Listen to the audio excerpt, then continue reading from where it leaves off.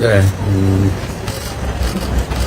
지금 이 대한민국의 혼란은 모두 최상목 전 권한대행 그리고 한덕수 현 대통령 권한대행으로부터 시작된 것입니다.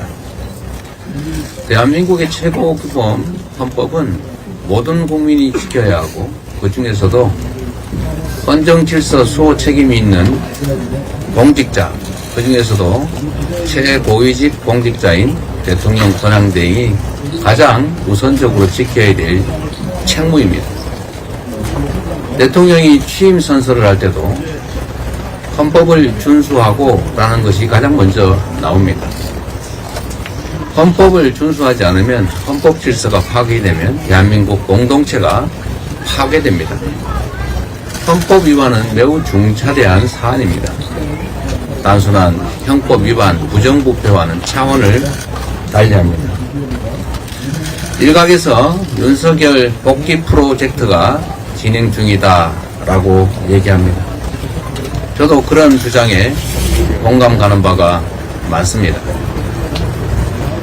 21세기 대한민국에서 군대를 동원해서 행정, 입법, 사법을 다 통제하겠다라는 이 군정을 하겠다는 이 참 상상하기 어려운 일이 실제로 벌어졌습니다. 이것은 대한민국의 헌법 질서를 통째로 파괴하는 행위가 분명합니다. 우리가 제주 4.3 사건이나 또는 광주 5.18 상황을 굳이 상기하지 않더라도 다시 윤석열이 복귀하는 것은 곧 제2의 계엄을 의미하는 것일 테고 우리 국민들은 저항할 것이고 충돌은 피할 수 없을 것입니다. 그럴 때 생겨날 수 있는 엄청난 혼란과 희생을 생각해 보십시오.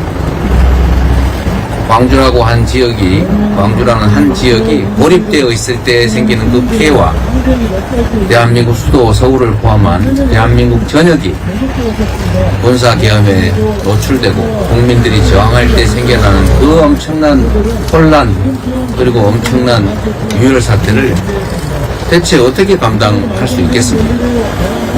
경제는 다음 문제입니다. 국민의 생존 문제, 국민의 인권과 안전에 관한 문제입니다. 대한민국 국가의 존속에 관한 문제인 것입니다. 윤석열 대통령이 복귀할 경우에 생겨날 수 있는 일을 우리 국민 여러분께서도 한번 상상을 해보시기 바랍니다.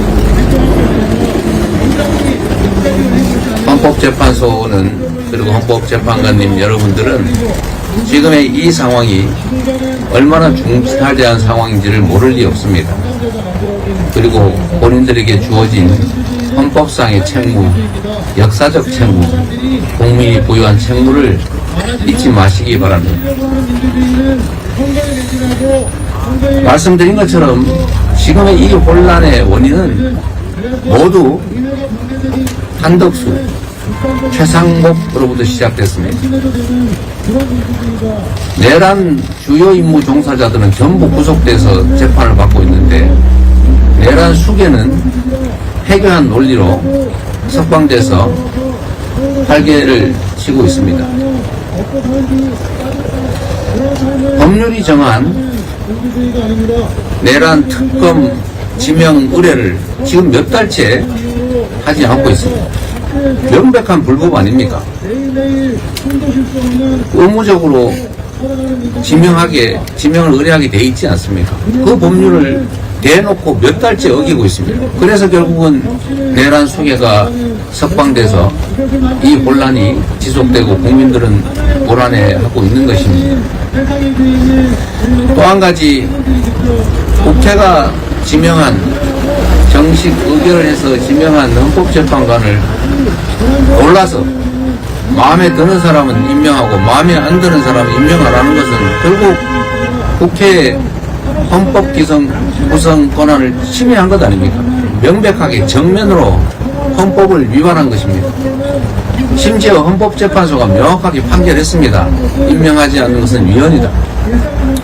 헌법재판소법에 위헌 판결이 나면 그 취지에 따라 처분하여야 한다라고 하는 의무 조항까지 있습니다. 그런데 이것을 또 어기고 있습니다. 최상목이 어겼고 지금 한덕수 대행도 어기고 있습니다. 그래서 이 혼란이 생기고 있지 않습니까? 헌법에 도전하는 것을 넘어서서 헌법을 위반하고 헌정 질서를 통째로 파괴하고 대한민국을 불안하게, 국민을 불안하게 만들고 있습니다. 해서는 안 될 일이고 용서해서도 안 될 일입니다. 반드시 그에 대한 책임을 물어야 하지 않겠습니까? 이런 중대한 헌법 위반 행위에 대해서 책임을 묻지 않는다면, 이 상태를 계속 방치한다면 앞으로 누가 법률을, 규범을 지키겠습니까? 헌법재판소도 이런 상황에서 할 수 있는 헌법이 부여한 권한을 행사해야 합니다. 헌법재판관을 임명하지 않는 것이 위헌이다, 그에 따른 처분의 의무가 있다고 하면 그걸 헌법기관이 불이행하고 있을 때 당연히 그 보완 권한을 행사해야 되지 않습니까? 헌법재판소의 신속한 결단을 다시 한번 부탁드립니다. 개인이나 집단, 세력의 이해관계가 아니라 국민과 국가 그리고 역사를 생각해 주시기를 부탁드립니다. 산청 산불 발생 열흘 만에 주불이 모두 진화되었다고 합니다. 사상자가 75명, 이재민 2,100여 명의 엄청난 규모의 살림이 불에 탔습니다. 고인이 되신 분들의 명복을 빕니다. 그리고 피해 이재민들의 위로의 말씀을 전합니다. 일상의 회복을 위해서 우리 더불어민주당도 최선을 다하겠습니다. 정부가 재난재해 대응과 민생 지원을 위해서 10조 원 규모의 추경 추진을 발표했습니다.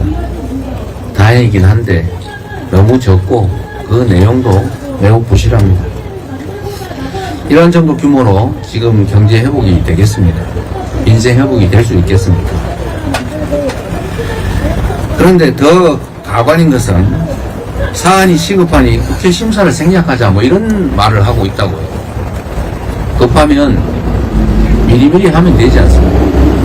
이 와중에 어떻게 하면 국회의 심의를 피해서 마음대로 국가 재정권을 행사해 볼까, 이런 꼼수를 생각합니까?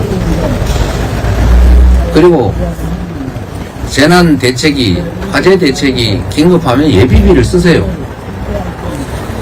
뭘 자꾸 말 가지고 장난하던데, 지금 현재 즉시 집행할 수 있는 산불 관련 예비비 다시 한번 말씀드리겠습니다. 산림청에 1,000억의 예비비가 편성되어 있습니다. 지금 쓰세요. 행안부에 3,600억의 재난 관련 지원 예산이 있습니다. 그거 쓰세요. 4,600억입니다. 국가 예비비에 재난 관련 예비비가 1조 6천억이 있습니다. 그거 국회 심의 없이 지금 즉시 집행할 수 있으니까 쓰세요. 이것만 합쳐도 2조 600억 원입니다. 그리고 채무 부담을 통해서 재난에 대비할 수 있는 국회가 이미 승인해 놓은 금액이 1조 5천억이 있습니다. 합계 3조 5,600억이 지금 즉시 집행할 수 있습니다. 이걸 왜 안 씁니까? 이거는 쓰지도 않으면서 무슨 추경을 한 해 만에 하면서 그 와중에 정치적 공세를 하고 있습니다. 예비비를 깎아서 재난 대응 예산이 없다는 그런 회개한 거짓말을, 지금 가족을 잃고 전 재산을 불태우고 생애 기반을 다 잃어버린 그 국민들 앞에 그런 장난 하고 싶습니까? 측은지심도 없습니까? 국민의힘도 정부도 재난당해서 울고 있는 이 국민들 앞에 그런 정쟁, 장난 그만하십시오. 최소한의 양심이 있어야죠. 이런 걸 가지고 인면수심이라고 합니다. 얼굴은 사람인데 속마음은 동물이라 그 말이죠. 어떻게 이런 짓을 할 수 있습니까? 미국이 나흘 뒤인 4월 3일부터 수입 자동차에 25% 관세를 부과하겠다고 이미 했습니다. 완성차부터 핵심 부품까지 수출하던 대한민국 경제에 관련 산업에 큰 피해가 현실로 다가왔습니다. 산업통상자원부가 비상대책을 4월 중에 발표하겠다고 합니다. 이때까지 뭐 했습니까? 불날 것 같은데 예방을 해야지, 불난 다음에 예방대책 세우겠다고 지금 하는 것입니다.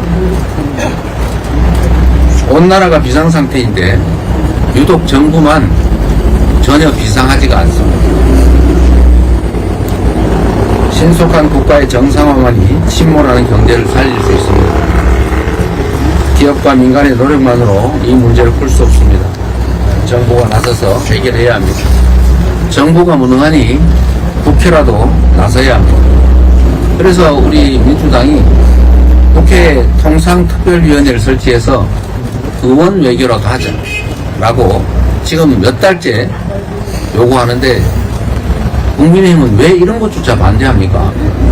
민주당이 참여하는 게 마음에 들지 않으면 그냥 국민의힘하고 민주당 빼고라도 통상특위 만들어서 통상외교 하십시오.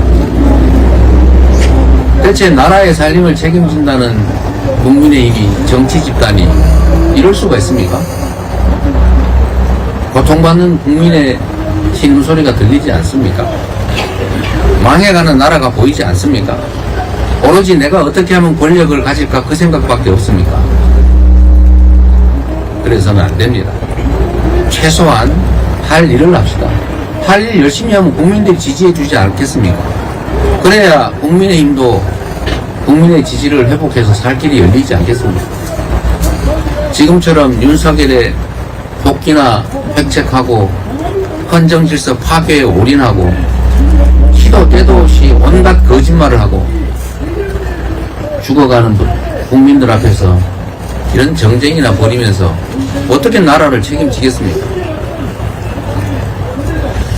비상한 상황에 국민의힘 정부 비상한 대책을 함께 세우고 모두가 사는 길을 찾아 나갑시다. 회의를 마치겠습니다.